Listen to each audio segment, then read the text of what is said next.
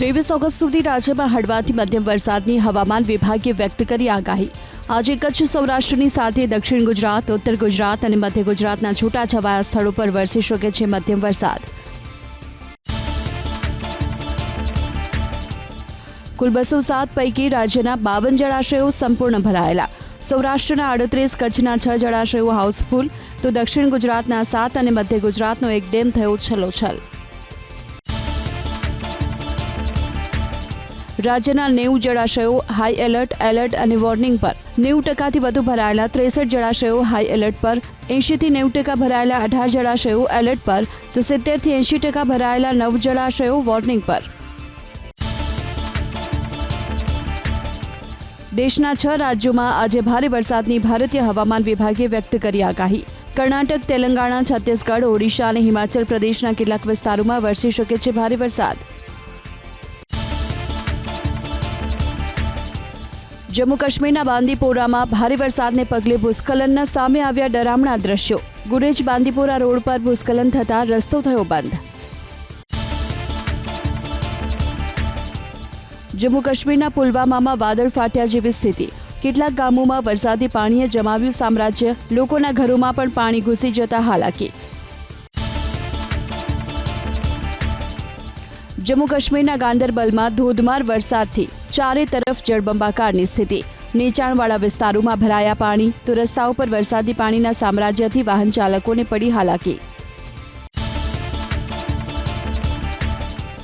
હરિયાણાના સોનીપતમાં અડધા કલાકના વરસાદમાં રસ્તાઓ પર નદી વહેતી હોય તેવા સર્જાયા દ્રશ્યો। રસ્તા પર પાણી ભરાતા વાહન ચાલકો અને રાહદારીઓને પડી મુશ્કેલી। ભારે વરસાદથી નેપાળમાં જનજીવન થયું પ્રભાવિત। સોલખુંબુના થામ વિસ્તારમાં મુશળધાર વરસાદ બાદ પૂરના પ્રકોપના સામે આવ્યા ભયાનક દ્રશ્યો। ડોક્ટરોની હડતાળથી દેશભરમાં આરોગ્ય સેવા ઠપ। સુરક્ષા પેનલ બનાવવા કેન્દ્ર સરકારે દર્શાવી તૈયારી। સુપ્રીમ કોર્ટના ચીફ જસ્ટિસ સુઓમોટો લે તેવી તબીબોએ કરી માંગ। ડોક્ટરોની રાજ્યવ્યાપી હડતાળને પગલે 3000 સર્જરી કરાઈ રદ, તો હજારો દર્દીઓને ઓપીડીની ન મળી સેવા। જોકે 3000 દર્દીઓને આપવામાં આવી ઇમરજન્સી સારવાર। હાલાકી ન પડે તે રીતે ચાલુ રહેશે તબીબોનો વિરોધ। કોલકાતા કાંડના ઘેરા પ્રત્યાઘાત પડ્યા રાજકોટમાં। ગોંડલ રોડ પર આવેલા આંબેડકર નગરમાં યોજાયો શ્રદ્ધાંજલિ કાર્યક્રમ। આરોપીને કડકમાં કડક સજા કરવા ઉઠી માંગ। કેન્દ્રીય ગૃહમંત્રી અમિત શાહના હસ્તે આજે 1003 કરોડના વિકાસ કામોનું લોકાર્પણ અને ખાતમુહૂર્ત। સિંધુ ભવન રોડ પર ઓક્સિજન પાર્ક સહિતના લોકાર્પણ અને ખાતમુહૂર્તના કાર્યક્રમો। કેન્દ્રીય મંત્રી ડોક્ટર મનસુખ માંડવિયા આજે પોરબંદરની મુલાકાતે। રાજપૂત સમાજના પ્રબુદ્ધ નાગરિકો સાથે મનસુખ માંડવિયા કરશે સંવાદ। વાડી પ્લોટ પર કરશે વૃક્ષારોપણ। આગામી વિધાનસભાના ચોમાસુ સત્રમાં રાજ્ય સરકાર લાવશે કાળા જાદુ, અંધશ્રદ્ધા વિરોધી વિધેયક। જ્યોતિષીઓ અઘોરી વિદ્યાની નહીં આપી શકે જાહેરાત। 7 વર્ષ સુધીની કેદ અને 50,000 સુધીના દંડની જોગવાઈ। જૂનાગઢમાં અનુસૂચિત જાતિના યુવકના અપહરણના કેસમાં આરોપી ગણેશ જાડેજાએ હજુ પણ રહેવું પડશે જેલમાં। જામીન અરજી પર હવે 22 ઓગસ્ટે સુનાવણી। કોર્ટમાં જામીન અરજીની સુનાવણી દરમિયાન ફરિયાદી સંજય સોલંકીના વકીલે કરી રજૂઆત। ચાર્જશીટમાં ગંભીર કલમ ઉમેરાઈ હોવાથી ન આપવામાં આવે જામીન। નર્મદા જિલ્લાના બંદરપુરા પ્રાથમિક શાળાના ગેરહાજર શિક્ષિકાને કરાયા બરતરફ। નીલેશ્વરી પટેલ 2 વર્ષથી વિદેશમાં, મંજૂરી ન મળી હોવા છતાં 4 જૂન 2022થી શિક્ષિકા હતા રજા પર। પશુ માલિકોની દાદાગીરી કપડવંજના કુંભારિયા ટીંબા ગામે। પ્રાથમિક શાળાના મુખ્ય દરવાજા બહાર જ પશુ બાંધતા વિદ્યાર્થીઓને હાલાકી। સમજાવવાનો પ્રયાસ કરાતા શાળાના શિક્ષક અને પૂર્વ સરપંચને પણ ધમકાવ્યા। શિક્ષકની ફરિયાદ બાદ પોલીસે 2 લોકોની કરી અટકાયત। રખડતા ઢોરનો આતંક જામનગરના લાલપુરમાં। 2 સાંઢે જૂની શાક માર્કેટની લીધી બાનમાં। અંદાજે 20 મિનિટ સુધી 2 સાંઢ બાખડતા ગ્રામજનોમાં મચી નાસભાગ। સાંઢની લડાઈના કારણે વાહનોને પણ નુકસાન। ભરૂચની અંકલેશ્વર જીઆઈડીસીની કેમક્રક્ષ એન્ટરપ્રાઇઝ નામની કંપનીમાંથી gas leakage. Nitric acid gas leakage થતાં અફરાતફરીનો માહોલ। પ્રશાસનની ટીમે સ્થળ પર પહોંચી શરૂ કરી તપાસ। એક કારમાં આગ ભભૂકી ઉઠી મોરબીના શનાળામાં. ચાલુ કારમાં અચાનક આગ લાગી. કારનો ચાલક સમયસર નીચે ઉતરી જતા થયો આબાદ બચાવ. ફાયર વિભાગની ટીમે આગ પર મેળવ્યો કાબુ. વીજ કંપનીની ડીપીમાં આગ લાગી. અમદાવાદમાં શહેરના ઓઢવના આદિનાથ નગરમાં આગ લાગતા મચી દોડધામ. ફાયર વિભાગની ટીમે ઘટના સ્થળે પહોંચી આગ પર મેળવ્યો કાબુ. પોલીસ સ્ટેશનના શૌચાલયમાં યુવકે આત્મહત્યા કરી. કચ્છના માનકુવામાં રજૂઆત માટે પહોંચેલા પરિવારજનો અને પોલીસ વચ્ચે થઈ રકઝક. પોલીસે મૃતકના પરિવારજનોની કરી અટકાયત. શનિવારે સવારે પોલીસ વેલજી કોડી નામના યુવકને લાવી હતી પોલીસ સ્ટેશન. આત્મહત્યાનું કારણ અકબંધ. વડોદરા શહેરમાં પણ બનશે રિંગ રોડ. મુખ્યમંત્રીએ ₹316 કરોડની ગ્રાન્ટને આપી મંજૂરી. 75 મીટર પહોળો અને 66 કિલોમીટર લાંબા રિંગ રોડનું કરાશે નિર્માણ. ટ્રાફિકનું ભારણ ઘટવા ઉપરાંત રિંગ રોડ ફરતે અને આસપાસના વિસ્તારોમાં વિકાસને મળશે ગતિ. તાવ અને ઝાડાની બીમારી બાદ 28 વર્ષીય યુવકનું મોત થયું. સુરતના ડિંડોલીમાં સુભાષ નિષાદ નામના યુવકની છેલ્લા 10 દિવસથી તાવ અને ઝાડાની બીમારીની ચાલી રહી હતી સારવાર. રાજકોટ અગ્નિકાંડ બાદ ગેમિંગ ઝોન અમ્યુઝમેન્ટ પાર્કની રાઇડને લઈ અમદાવાદ પોલીસ કમિશનરે જાહેર કર્યા નવા નિયમો. સંચાલકે થર્ડ પાર્ટી વીમો લેવો પડશે ફરજિયાત. જો કોઈ દુર્ઘટના સર્જાય તો મૃતકને 10 લાખ, કાયમી ખોડખાપણ સર્જાય તો 7.5 લાખ અને ઈજાના કારણે હોસ્પિટલમાં દાખલ કરવામાં આવે તો 2 લાખ વીમા કવર આપવું પડશે. 17 ઓગસ્ટ સુધીમાં અમદાવાદ આરટીઓએ પરમિટ વગરના 73 સ્કૂલ વાહનો ડિટેઇન કરી ફટકાર્યો 9.21 લાખનો દંડ. વહેલી સવારે સ્કૂલ પર પહોંચી ચેકિંગ કરી વાહન ચાલકો વિરુદ્ધ કરી કાર્યવાહી. તહેવારના કારણે અમદાવાદથી સૌરાષ્ટ્ર જતી સરકારી અને ખાનગી બસો હાઉસફુલ. મુસાફરોનો દાવો, ખાનગી બસના ભાડામાં તહેવારના કારણે 35 થી 50% સુધીનો વધારો. નવી પાર્કિંગ નીતિના અમલ માટે અમદાવાદના 3 ઝોનમાં નવા પાર્કિંગ સ્થળ શોધવા કરાશે સર્વે.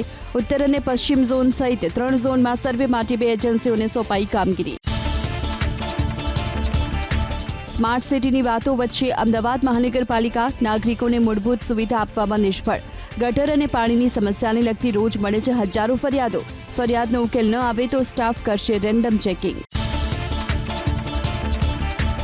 શૈક્ષણિક પ્રવાસની માર્ગદર્શિકા જાહેર ન થાય ત્યાં સુધી કોઈ સ્કૂલને નહીં મળે પ્રવાસની મંજૂરી. કમિશનર ઓફ સ્કૂલની કચેરીએ જાહેર કર્યો પરિપત્ર. વડોદરામાં બોટકાંડ બાદ શિક્ષણ વિભાગ શૈક્ષણિક પ્રવાસને લઈ તૈયાર કરી રહ્યું છે માર્ગદર્શિકા.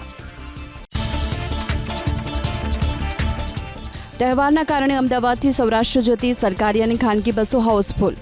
મુસાફરોનો દાવો, ખાનગી બસના ભાડામાં તહેવારના કારણે 35 થી 50% સુધીનો વધારો. સુરત જિલ્લાના ગ્રામ્ય વિસ્તારોમાં 4 પગનો આતંક. લસણપુર ગામની સીમમાં દીપડો દેખાયો. પેટ્રોલિંગ કરતા પોલીસ જવાને મોબાઈલ કેમેરામાં કેદ કર્યા દ્રશ્યો. ગણેશ સ્થાપના અને વિસર્જન સરઘસને લઈ અમદાવાદ પોલીસે જાહેર કર્યો વિચિત્ર નિર્ણય. આયોજકોએ પોલીસને આપવા પડશે વર્ચસ્વ ધરાવતા લોકોના નામ અને સરનામા. પોલીસ કમિશનરની ઓફિસની વિશેષ શાખા આપશે પરવાનગી. જૂન 2006 થી રિટાયર્ડ 85,000થી વધુ પેન્શનર્સને ચૂકવાશે 750 કરોડ. સુપ્રીમ કોર્ટના ચુકાદાને સ્વીકારીને રાજ્યના નાણાં વિભાગે કર્યો ઠરાવ. નિવૃત્તિને ગમે તેટલા વર્ષ થયા હોય પણ એરિયર્સ માત્ર 3 વર્ષનું જ મળશે. સરકારી પ્રાથમિક શાળાના મુખ્ય શિક્ષકોનું મહેકમ શિક્ષણ વિભાગે કર્યું મંજૂર.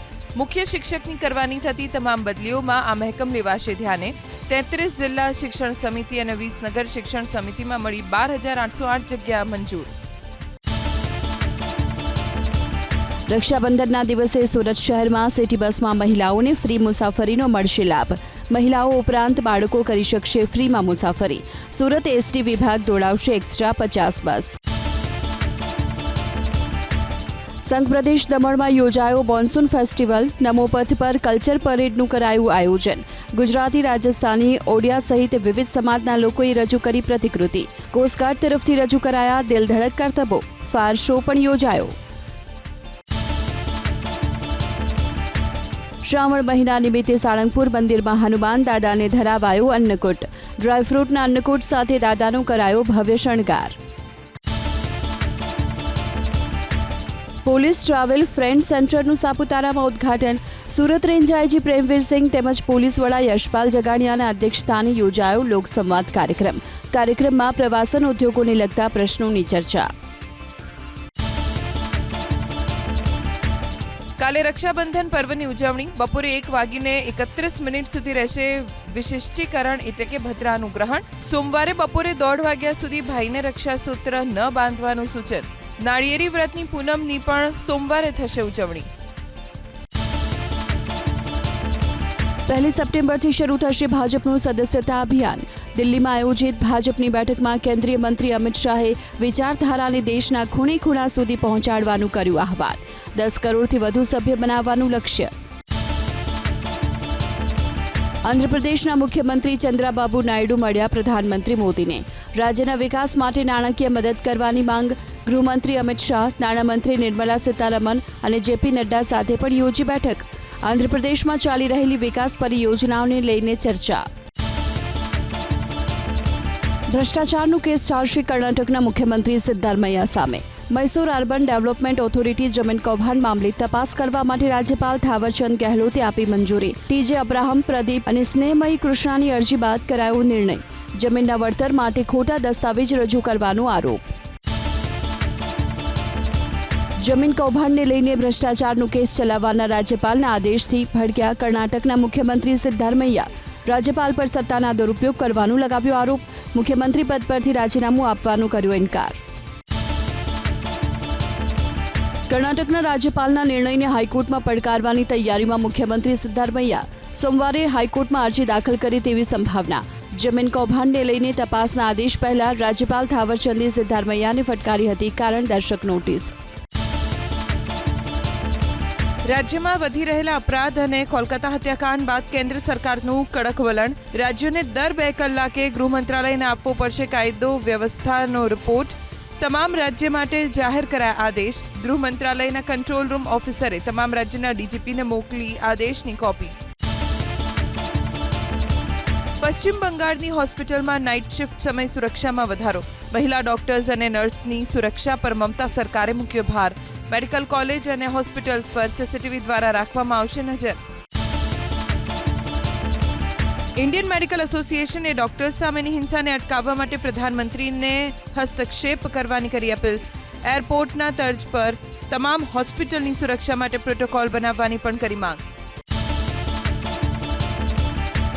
એમપોક્સને લઈને કેન્દ્રીય આરોગ્ય મંત્રી જેપી નડ્ડાએ આરોગ્ય વિભાગના અધિકારીઓ સાથે યોજી બેઠક. ભારતમાં એમપોક્સના જોખમને લઈને ચર્ચા. બીમારીનો સામનો કરવા માટે તમામ પ્રકારની વ્યવસ્થા કરવાના આપ્યા નિર્દેશ.